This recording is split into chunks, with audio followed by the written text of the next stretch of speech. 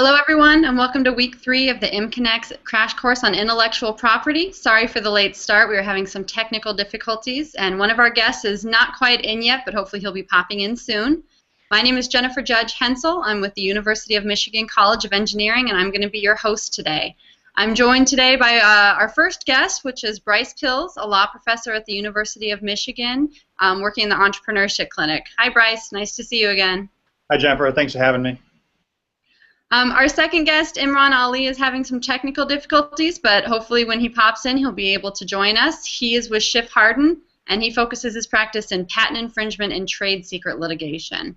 So while we wait for him to join, I wanted to let you guys know what we're here today to do. We're talking about intellectual property, and specifically this week, we're talking about when you might be infringing on someone else's idea. It's going to get into some of the legal and business considerations involving freedom to operate. This crash course is brought to you by MConnects, which is an alumni engagement program with Michigan Engineering. You can learn more about the program, maybe participate in a webcast, watch some lectures on demand or research videos by going to www.engine.umich.edu/mconnects. Before we get started, I want to remind everyone that this is a Q&A format, so we encourage any and all questions that you might have. They can be related to general intellectual property law or specifically to your product, business, or idea. Most of you are probably watching this on the website, in which case you can just scroll to the bottom of the page and ask your questions right there. But you can also ask questions by tweeting to @MConnects, or if you're watching in the Google Hangout or YouTube page, you can ask your questions there as well. We'll be monitoring all 4 areas today. A quick disclaimer here. The information in this program is provided for informational and educational purposes and does not constitute legal advice. You should consult your own attorney with your specific legal questions. University employees should consult their Office of Technology Transfer concerning university inventions. The information provided in this program is general in nature and does not necessarily reflect the views or positions of any university, law firm, or client associated with any instructor or guest. So let's go ahead and get started. Bryce, why don't we start by summarizing this week's topics and maybe pointing out some key things from the videos? Sure. Hi, everybody. So as you'll recall, in the first 2 weeks, we focused on how to use intellectual property to protect your invention or your product and service. We talked about utility patents, design patents, copyright, trade dress, and trademarks and trade secrets to give yourself a competitive advantage. And we used the example of this razor from Gillette, the Mach 3, and its progressive blade technology, where each blade's a little bit closer to the skin than the others. And today we're going to flip the script. So we're going to, by and large, ignore any intellectual property you have on your product, but we're going to talk about how you need to consider other intellectual property that perhaps your competitors may have or some third party may have, and how you can deliver your product or service to your customers and not run afoul or infringe, as we say in intellectual property law, the rights of some third party. And the videos, we talked about how to think about patent freedom to operate, how to make sure your product or service doesn't infringe some valid claim of someone else's patent that's still in force. We talked about copyright and one particular piece of copyright, which is the doctrine of fair use, and when can you use some content that someone else has created that they have rights in and not infringe their copyright. We talked about a common question, which is, how can you reverse engineer someone else's product? So in particular, a software-enabled invention, when can you look at someone's product, see how it operates, but then go and independently create your own software to perform maybe a competitive functionality? And then we talked about trade secrets and how to make sure, especially when you onboard new people to your company, how do you make sure you're not infringing the trade secret rights of another or contaminating your company, your project with someone else's trade secrets? Which brings us to today, after watching those 4 videos. So maybe a good place to start is with our handy razor again, because I think one important point is the notion that having a patent on your product doesn't give you freedom to operate. And I think this is one of the most misunderstood concepts with respect to patents. I think people tend to think that there's one patent on the razor, there's one patent on the iPhone, there's one patent on the television. In reality, there's hundreds of patents on most electronic consumer products and probably several patents even on a consumer product like the razor. And let's use the example of the patent that Gillette got, where they got a patent on this notion of the progressive blade geometry, where each blade is a little bit close to the skin. But there could be other patents out there on the concept of using a razor with more than one blade. Or perhaps there's patents on the material that's used in the blades, or the material that's used in the handle, or perhaps the method that this is made. So even though you may have come up with your own patentable invention, this notion of progressive blade geometry, your product may infringe other patents if you sell it without getting authorization from those companies. So the fact that you have a patent is great. It means you may be able to stop other people from practicing your technology, but it doesn't necessarily mean that you can actually sell your technology, and that's an important starting point. It's just understanding this difference between protecting your invention with intellectual property and whether you have freedom to operate with respect to other people's intellectual property. So let's say that we wanted to analyze the freedom to operate from a patent standpoint. How do you go about doing that? So good question. So let's talk about patents. The first thing is, if you want to explore whether there are some problematic patents out there, is just to try to locate where these patents may be. And the United States Patent and Trademark Office and Google both have extensive databases of both issued patents and published applications, so applications that have been pending at least 18 months, and you can see where they're at. And you typically start with some basic word searches to try to find patents that use words that you think may mean that they relate to your product. You can search by assignee name. That would mean the original listed owner of the patent or application. You may know some inventors in the field. You can search by their names. Eventually, what really helps is the Patent and Trademark Office has a classification system, and once you learn the class and subclass that the Patent and Trademark Office uses for your types of technology, it's often easier to narrow in. Once you've done that, the important thing to know is that you're concerned about the claims of that patent. People often focus on the title, or they focus on the pictures, or they focus on the broad disclaimer, but what defines someone's patent rights are the claims. And so the test is going to be whether your product or service meets each and every element of any claim of their patent. So let's assume I find a patent that someone in my field has. I'm going to go to their claims, and a general rule is that claim 1 is going to be the broadest, meaning it's the one that's most likely to be infringed. I'm going to look at that. I'm going to break it down into elements. So let's just pretend it's, they claim some product with elements A, B, C, D, and I'm going to then look at my product and compare it to that claim and say, does it have element A? Does it have element B? Does it have element C? Does it have element D? If I meet each element of their claim, then I have a problem, because if that really is true, then there's a likelihood I infringe their claim. One thing to note is that having additional features on your product doesn't get you around infringement. If you meet each and every element of one of their claims, you have a risk that you infringe their claim. Now, this tends to get pretty complicated because patent attorneys, sometimes purposely, sometimes not, use somewhat general terms in their claims, and so you may need to try to figure out what do they mean when they use this word, adjacent to, for example. And so that's where you may have to go back and look in their patent, see what do they mean when they say adjacent to. Quite often, you're not going to come up with a black or white answer to non-infringement. You're just going to come up with some position or some likelihood that you don't infringe. If conversely, if there is an element of all their claims that you don't meet, then you have a strong position that you don't infringe that patent. And that's generally the exercise when you're thinking about this. So let's say you go through that and you determine that there aren't any claims that you're going to have a problem with. If you go ahead, if you do that and finish that process, does that guarantee that you're not going to get sued? Unfortunately, no, for a couple of reasons. One is that you never have visibility to all the relevant patents. One of the things we talked about in the video is that there could be patents that have been issued or that have been filed, but they haven't published yet. So even if you're doing the perfect search, you don't have visibility of those patents. Another is that claims change during the course of prosecution. So as someone is applying for their patent at the Patent and Trademark Office, that claim could be changing in scope as they're negotiating back and forth with the examiner. Another reason is that there's just a lot of patents out there, and they use different terminology, and so it is difficult to understand all the patents that may be relevant in your space.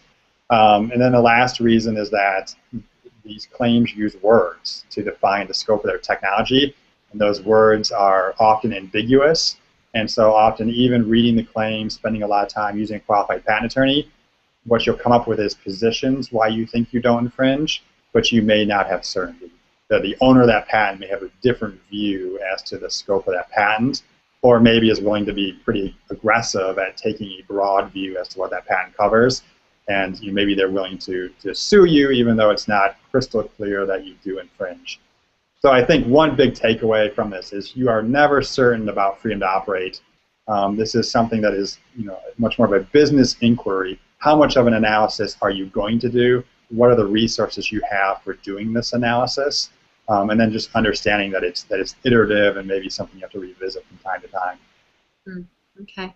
So I want to remind everyone that you can ask your questions specifically to Bryce by going to the website and putting them in, adding them to the Google Hangout and YouTube, or tweeting them to @MConnects. So Bryce, when somebody is starting this process, are there specific things that they need to be careful about when they're analyzing their freedom to operate? So yes, and this is why some people may make the business decision not to thoroughly examine freedom to operate. And that is the concept of willful infringement. And that is, if you were to be sued by someone and if you were to lose, that means the court finds that you do infringe their patent and the patent's valid, the court can then say, hey, you knew about their patent and you went ahead and infringed anyway, and we're going to say that you willfully infringed their patent. And because you did that, we're going to increase the amount of money you need to pay to them. And they can increase the amount of money you need to pay to the patentee by as much as 3 times. So there is some risk that because you know of someone's patent and went ahead and delivered your product or service and then lost, you may be in a worse position than had you not known about it, because then you owe them what's called treble damages, an extra amount of money. Now, I think people need to keep this in perspective. If you're an entrepreneur or a startup, more than likely you will never get to a point where you're found to be a willful infringer, because getting a cease and desist letter from the patentee may eliminate your ability to get funding, and you don't even get to the point where you're sued. Even if you're sued, the cost of litigation, as we'll talk about later in this program, is cost prohibitive for a lot of startups. You can often be spending hundreds of thousands of dollars a month paying your legal counsel to fight this fight. It can last from 1 to 3 to 4 years. And so it's unlikely that a startup gets to a point where they have fought this fight, actually get to the point that they lose, and then get hit with treble damages.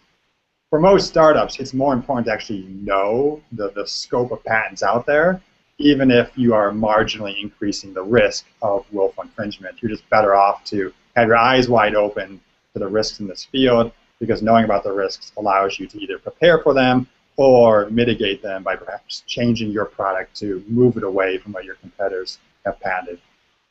The other point I'll just make, and this is more of a mistake people make when they do freedom to operate searches, is that understand that not all patents are still in force. So once you have a patent issued to you, you need to pay what's called maintenance fees, roughly at 3.5, 7, and 11 years.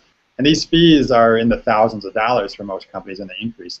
And there's a lot of companies that choose not to pay the maintenance fees. And you can't tell this from the face of a patent. So a mistake that many a young attorney or young entrepreneur has made is to find a patent that seems problematic, to get really worried about it, only to later find that the patentee had not paid their maintenance fees, and so it's no longer in force. And so that's something to check pretty early on before you start to lose sleep over a potential patent that could be problematic. And you can search that on the PTO website under the maintenance fees section. You can see whether someone has in fact paid their maintenance fees.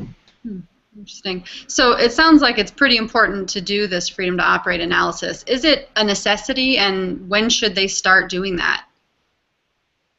So, the answer is really it depends. It is not a necessity. It is not absolutely required. There are some companies, I think maybe more commonly in the software or IT space, where they they will choose not to engage in a deep freedom to operate analysis, either because they have the resources to fight whatever fight may come, or they are worried about becoming aware of a problematic patent and then increasing the risk of willfulness. This is big established companies I'm talking about. Or they just know that there's so many software patents out there these days, and it's very hard to tell the scope of those patents. And now the law has changed a little bit where it's easier to invalidate those patents, and we're just going to take the risk. I think for most early stage companies, they will choose to engage in some sort of freedom to operate analysis. And it just depends upon the resources you have. I think one key point is that this can be very expensive. You know, if you answer the first question where we walk through what you need to do to analyze a patent, if you're paying a patent attorney, you know, their normal rates to go through that analysis, and you're looking at several patents, this is something that can often cost tens to hundreds of thousands of dollars. And so I think you need to be targeted in how you approach this.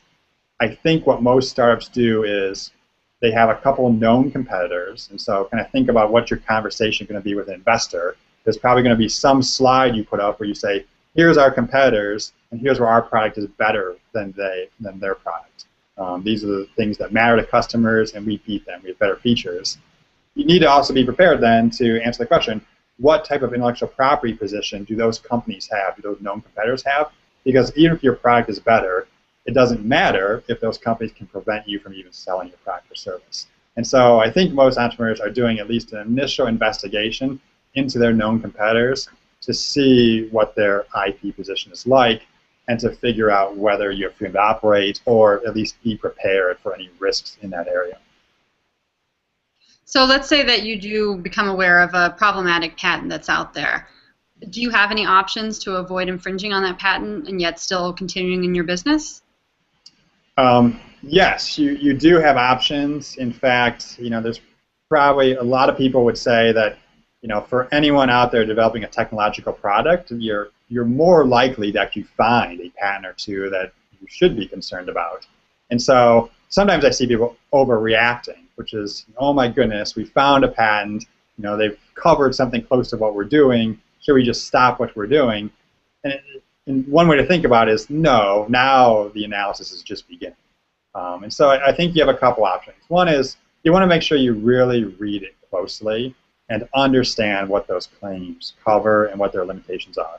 More times than not, a patent, in particular one you may be worried about initially, is narrower than what you think, and when you closely read it, you really understand what their invention is aimed at through the claims and what each claim term means, quite often you realize there's a difference. There's an element you don't meet. Let's just assume that you think you do meet every element of one of their claims. You can design around their patent. And what that means is you're going to change your product or service so you don't meet each and every element of one of their claims. So let's assume that the patent we've been talking about that covers the Gillette razor is one that you, as a startup, are concerned about. And that patent, you know, covered a pretty specific geometry where it talked about where the, you know, each blade is a little bit closer than the other to the skin, and they actually gave some measurements for how close it had to be. You could change it so you don't meet those measurements, and now your product doesn't infringe their patent. And then that's probably one of the most common things to do is to tweak your design so you don't meet each and every element of one of their claims. And that is one of the benefits from learning about these problematic patents sooner rather than later, is you can do it where you actually have time to change your product or service, or it's not as costly to retool and change it.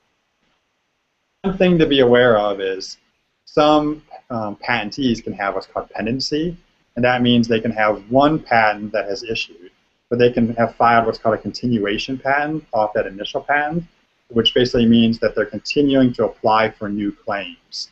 And they'll get the benefit of the filing date of that first patent.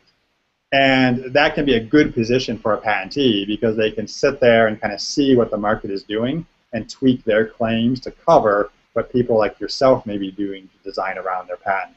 And so let's say you found a problematic patent, you've come up with this great way to design around the claims of that patent, you've changed your product or service. You also want to check, have they applied for a continuation patent? You can see this through publicly available information at the USPTO website. And if they have, is their disclosure, is their pictures and their description in that first patent broad enough that it would support claims that may cover your product down the road. So that's generally how you think about trying to design around someone's patent. Well, what if you can't design around it? Is there anything else that you can do? Yeah, yep. So there's kind of another side to this, which is, okay, you can't get around their patent. Either they've got a good patent or a broad patent, or just the features that you feel you need to include in order to make this sellable to your customers are things that patent covers. You can also take the position that patent is invalid. So even though patents have been granted by the Patent Trademark Office, there are ways, and we'll talk about some of the specifics in a bit, that patent can be revoked. This is a little bit harder. Your burden of proof to show that the patent was mistakenly granted and never should have been granted in the first place is higher than it would be to show that your product is different and not covered by that patent, but it is possible. And how you go about this inquiry is you do what's called a prior art search. So kind of the reverse of what we talked about in week 1, where you're trying to figure out whether your idea is patentable, is it new and non-obvious over the prior art. Now you're doing this to try to purposely knock out someone else's patent. So look at their claim that you're concerned about, elements A, B, C, D, and search the prior art, similar to how you search for relevant patents, and try to find whether there's a patent that teaches A, B, C, D. And when you're looking at patents as prior art, you're not just looking at the claims, you're looking at the entire disclosure, the pictures, and the rest of the description. And you can not just search for patents, you can look for other products in the past, you can look for scientific journal publications. But what you're trying to do is find something that either knocks out each element of their claim, therefore renders it not new, or is close enough to their claim so that you could say that claim was obvious and never should have been granted in the first place. And so that can give you a little bit of comfort that if that person was to approach you with their patent, you'd have an argument and a position to take that patent was invalid, even though you may be practicing what their patent covers. And then there's also business decisions. So you can also approach that patentee and try to seek a license, even though they have a patent that covers what you're doing, and there may not be a good position that's invalid. You can go to them and seek a contractual relationship where they give you authorization to sell their product in exchange, typically, for some payment to them, either a royalty or some upfront payment, maybe some equity in the company. And then there's also people who just make the business decision to go forward and take this risk. I think one important point is if you infringe someone's patent, they would have to sue you. Maybe we'll talk more about that in a little bit. So I just want to remind everyone that if you have specific questions for Bryce related to your idea or business or patent search that you've done, you can go ahead and ask them by going to the website and scrolling to the bottom of the page, by tweeting them to @MConnex, or you can put them right into the Google Hangout or the YouTube field. We're watching all 4 areas. So Bryce, what about trade secrets? Let's move on to that. How do you make sure that you aren't using somebody else's trade secrets in your business? Yeah, so this is a good question, and here the inquiry is a little different because trade secrets, as you recall from last week, are things that are kept secret and have economic value by the fact that they're not known to others. So there's no database of trade secrets to go to and search and make sure you're not using other people's trade secrets because they are, by definition, kept secret. And the ways that you get in trouble for misappropriating someone else's trade secret are by having access to it and taking it improperly. And the most common way this happens is when you hire new people to work for you. And they're bringing with them trade secrets from their prior employer relationship and, in effect, contaminating your business with those trade secrets. So an important thing to do is have some good intake procedures for new employees. This can be one, having some contracts in place where you're getting the new employee or new hire to agree that they're not bringing trade secrets or non-public information from the prior employer to their work, having them promise that they're not doing that. But it's also mostly through education, because let's just say an employee does make a mistake and they bring some source code or some information with them to you just because it's something they have and they think it makes their new job easier and it will help their new employer. You don't really want to be in a position where you're suing that employee because maybe that doesn't totally get you off the hook. What you're really trying to do is avoid that from happening in the first place. And the best way to do that is through education. Just saying, hey, like we know we're hiring you from this big company and you are working generally in this area, but you cannot bring any paperwork, any files, any emails, any things stored on a computer into this new setting, because that would be very bad for us and for you from a legal standpoint. And just making sure you have that kind of hygiene in place to make sure these new employees aren't bringing their trade secret information in. The other risk is when you ever interact with a third party, in particular when you start signing NDAs, non-disclosure agreements, just making sure you have good procedures in place for handling sensitive information you get from a third party that's covered by an NDA. And I think people make this mistake all the time. They think there's an NDA in place, and that's all they have to do. But if you're getting information that's marked confidential from a third party, you want to be careful about who sees that information, because the greater the scope of people in your company that sees that confidential information, the easier it's going to be for the disclosure of that information to argue that you're misappropriating it and using it to build new products and compete against them. And then you also, once that relationship ends, either want to hand them back that information or destroy it, just so there's kind of a clean break from that company. So what about copyright? Is there things that people need to think about when they're using information that's out there on the internet? For example, I know pictures are a big problem. Yeah, so kind of a couple of different scenarios here. One, let's just assume that there's individual pictures out there and you want to use those for marketing purposes. And the general rule that you kind of need to assume is that if you find a picture on the internet, it is covered by copyright. Because if you recall from last week, copyright attaches automatically once someone has reduced something to writing. So once someone has taken a picture and put it up on the internet, whether or not they've actually registered the copyright, whether or not there's the copyright notice, whether or not you can even tell who took that picture, who's the owner of the copyright in that picture, you need to assume it's copyrighted. An exception to that would be if you clearly see that it's been released in the public domain or it's released under a Creative Commons license, then you just need to abide by the terms of that license. Sometimes they say provide attribution to the author or make sure you use it for non-commercial purposes. Then it's more of a contract situation where you need to know the rules and play by the rules. But let's just assume you don't have a clear license from that picture. Then the only way you'd be able to use that picture would be if you have a fair use position. And I think then you need to go through the fair use factors that we had in the video and do a quick analysis. So, what is the nature of the picture? Is it highly creative or is it more factual? What's the nature of your use? Are you using it for education, research, or non-commercial purposes, which are more likely to be fair uses? Or are you using it to make money and maybe compete against someone? How much and what's the nature of the copy of the picture you're using?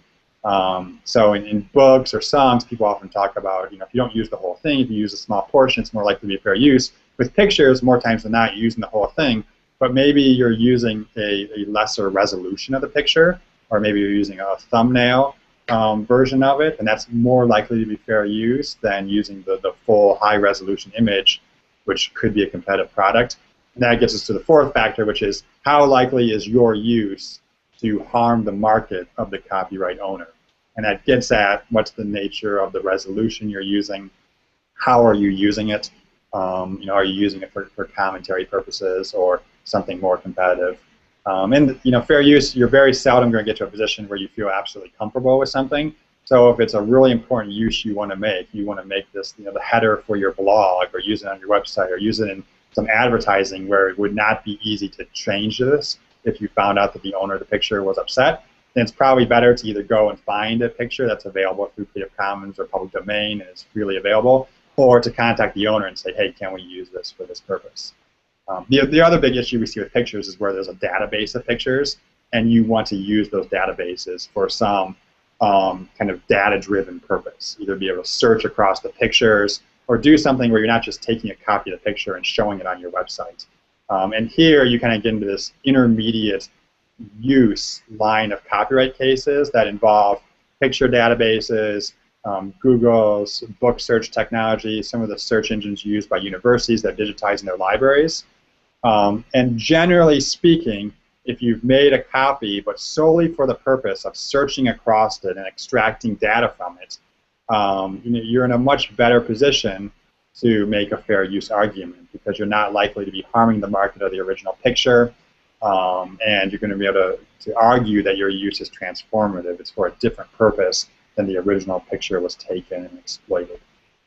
So in general, you got to learn how to quickly think through these 4 factors. But copyright can be problematic because the term of copyright is essentially forever when we're talking about technology, and you don't often have access to the information about the owner, and so sometimes there's just information that's out there. You need to assume it's copyrighted. You either need to come up with a good fair use argument or figure out a way to contact the owner and get permission. Interesting. So jumping back to trade secrets, because although Imran is not able to join us, he is chiming in online. And he was hoping that you could talk a little bit more about trade secrets. And he's wondering, is it all a gray area, or is there a bright line rule to prevent a trade secret issue when you're hiring somebody? So I don't know if there really is a bright line rule, short of hiring only people that have not worked for someone else in the past and therefore have no risk of being contaminated with others' trade secrets. I think a good way to think about it, because the reality is, if you're hiring someone who's worked someplace else, one of the reasons you're hiring them is for their past experiences. They've learned things on the job, they have deep subject matter expertise, and just to be honest, that's one of the reasons you're hiring them. So what is the line between hiring someone because of the secret sauce they learned about some other company that you want to exploit, and hiring them just because they've gained these general skills that you want them to use on the job? And I think the best way to think about it is, are the things you want them to do for your company that they've learned in the past things that are generally known in the field? So are these skills that other people and other companies have, or is it truly something that's proprietary and secretive in nature and something that only that prior employer had? I think that's kind of a good framework for thinking about this, and whether you're on the up and up when you're bringing these people in who may have had past experiences with other people, maybe others. So I just want to remind everyone that if you have any questions, you can ask them by scrolling down to the bottom of the website and putting them in the discussion field, tweeting them to @MConnects, or adding them to the Google Hangout or YouTube. I do have one here that's asking, from Ben, it's asking, can you limit the risk of accidentally leaking your own idea while checking to see if you're infringing on somebody else's? So you can, because when you're checking to see if you infringe on someone else's patent, you can do these searches either yourself or through your attorney through publicly available databases. But unless you really have a deep conspiracy theory about who's seeing all your web activity, there's no way that others, at least to my knowledge, are going to know that you're doing that search. And even if you're looking at someone else's patent that you download off the internet, that company is not going to know that. These databases, at least USPTO databases, run by the government, and so there's no way that a competitor is getting dinged or pinged, when, hey, so and so downloaded your patent and looked at it for 17 hours. And so I don't think there's a lot of risk in that area. Now, as always, you need to be careful who you tell about this. Sometimes, especially young entrepreneurs, they're concerned about a patent, and either through social media or through conversations with mentors that may be working with other people, they may be talking about it a little bit more freely than they should be. But generally, I don't see a lot of risk there. The other way that people do these searches is they work through a official search firm. There's companies that do this for a business, which is send them your search criteria, and they will do these detailed prior art searches, not only across patents, but across scientific journals, past products. And generally, they're bound to keep this information confidential. Sometimes, especially if you're looking at past products, again, you need to be careful who you're talking to about this. There actually are some people around the country and the world that are in the business of housing a bunch of prior art. I know in a prior case, we found someone that was a collector of plastic bottle prior art. And out on the East Coast, they have a warehouse where they have tried to collect essentially every plastic bottle that's ever been used. And so if you're ever in a dispute over plastic bottle or container technology, that is a place to go to try to figure out whether something has been done in the past that would render this patent obvious. And when you start doing things like that, you just need to be aware that you're talking to someone who could freely talk to someone else. Mm-hmm. So what does somebody do if they do get a cease and desist letter? Good question, and this happens a lot because especially some of these small patent holding companies are highly litigious these days. So I think the first thing I'd say is don't freak out. This is probably not endgame. In fact, most definitely not endgame for you. Some people would look at this as a sign you've arrived. If someone knows enough about you to send you a cease and desist letter, congratulations. You've hit the big time. So I think the first thing is to take a look at the patent that they're referencing. Hopefully the cease and desist letter identifies the patent that they think you infringe or the type of IP that they think you infringe. And you can start to do your freedom to operate analysis. And there are people that are being over-aggressive with these patents, whether knowingly or unknowingly. We've had a number of clients here that have got cease and desist letters where once we take a close look at the patent that's being referenced by the sender of the letter, there is just no reasonable argument that our startup company infringes that patent, and you're able to either A, ignore it, or B, write back and point out that you clearly don't infringe, in which case, more times than not, you won't hear from them again. I think the other thing that's helpful to do is to learn a little bit about the party that's sending the letter. Unfortunately, there are some companies that purposefully will not disclose their identity when they send this letter. But quite often you will be able to track down who is the person sending you the letter. And if it is a competitor or someone that's selling a product that's competitive with you, that's highly pertinent information because they're more likely to be a little serious about this and they have a very strong business reason for trying to get you to change your business behavior. On the other hand, if it's something we call a non-practicing entity, then it just depends. There are these companies out there that send a lot of letters to a lot of different people, and if the letters are ignored, they're not necessarily following up on them. So I think you have a number of options. In the situation where you think you have a strong position where you don't infringe, I think more times than not, a strongly worded letter back, in particular from your attorney, explaining why you don't infringe, is going to end things. If it's a closer call, if you're in that gray area, then I think you need to think about and talk to an experienced attorney about the pros and cons of responding and how you'd want to respond. Because once you get into that conversation, that back and forth, things get a little bit more complex. Mm-hmm. So what if it does go so far as to you getting sued for infringing on someone else's property? How do you defend yourself, especially if you're a young startup and you don't have a lot of capital for lawyer fees? Yeah, so one initial point I think is, it takes a lot of money and it is a big move for a company to decide to sue someone for infringement. And so I think a lot of people think that, if we infringe someone's patent or there's an argument we infringe this patent, we're done, and they're automatically going to send us a cease and desist letter. And more times than not, they're not, because quite often, if they're a real functioning company that's trying to build products and services and do good things in the world, they're thinking about this the same way you would, which is we'd rather spend our money building things and hiring people than paying lawyers. And so they may not take that big leap to actually try to sue you or at least contact you. Now, let's say they have made that big leap.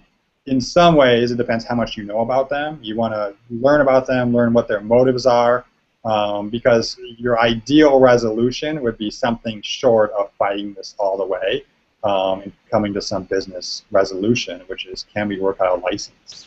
And your licensing position, your ability to negotiate some sort of business resolution is going to be stronger if you have a strong non-infringement position or a strong invalidity position or something else where that other side feels like it's not a for certain victory if they go ahead with expensive litigation. Now, if you do need to fight, or at least start the fight to perhaps improve your negotiating position, this is an area where you do need attorneys that are familiar with patent litigation. Even within the patent field, which is highly specialized, there tends to be a difference between people that write patent applications, like our first guests in the first 2 weeks, and people that litigate and go into courts and try these cases in front of juries, like Imran Ali from Schiff Hardin. And those are the type of people that understand how to approach this from a business standpoint and the strategy of litigating these cases. If you're on the plaintiff side, it's somewhat easy to find people that are willing to do this on a contingency fee basis because you have upside if you're the plaintiff. There's a chance you win a whole bunch of money, and you can go to a law firm and say, hey, rather than paying you a bunch of money per the hour to do this, and I pay you win or lose, can we work out some sort of arrangement where I don't necessarily pay you your full rate, but then you get a chunk of any eventual successful outcome. When you're the defendant, that's a little harder to work out because you don't have that financial upside which you can share. But I do think firms are becoming more and more creative at trying to come up with alternative fee arrangements.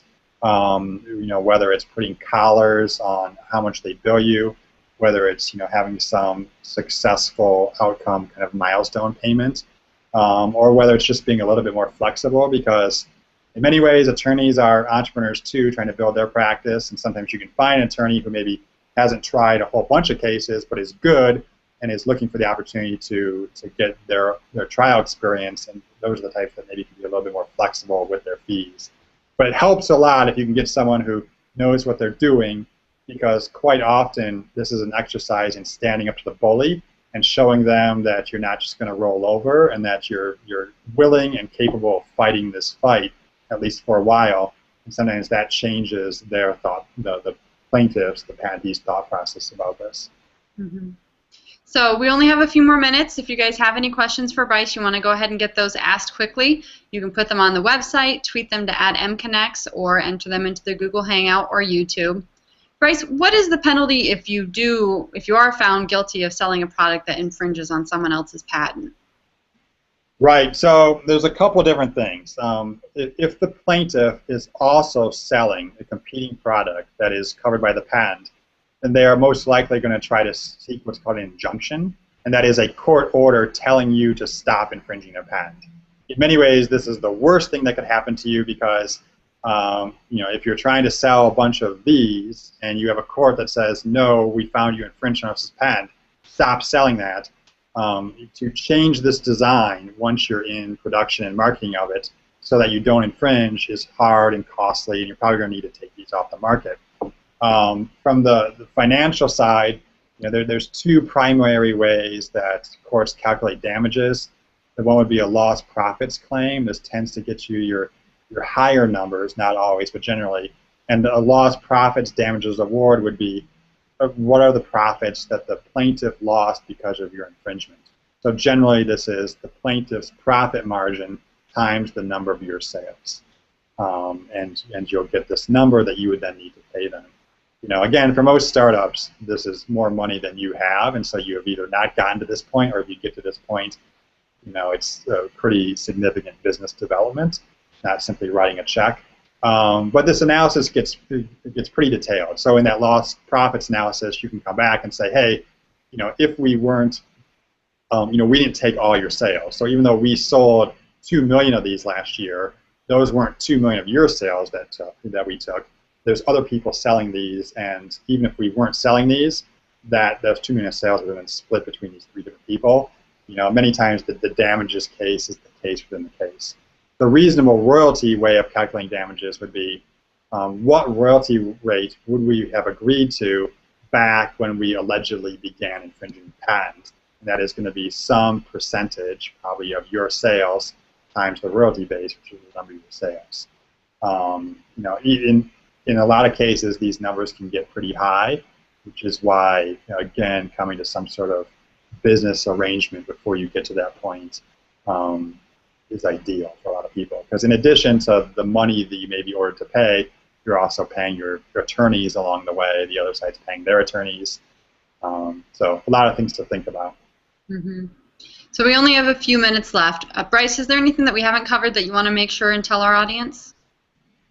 Well, I guess one thing I probably should have mentioned, the past question about what resources are available if you get a cease and desist letter and they aren't just going to go away.